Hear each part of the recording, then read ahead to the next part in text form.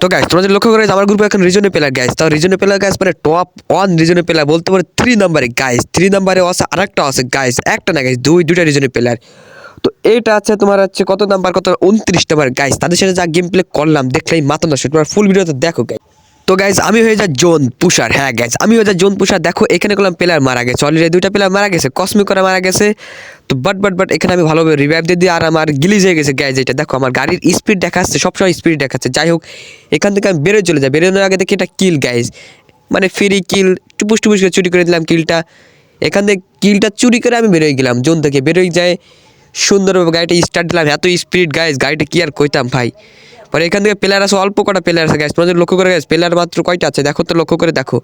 তো এখানে গাড়ি ফাটাচ্ছে গ্যাস, কিল আমার লাগবে, যে কোনো কিল লাগবে আমার।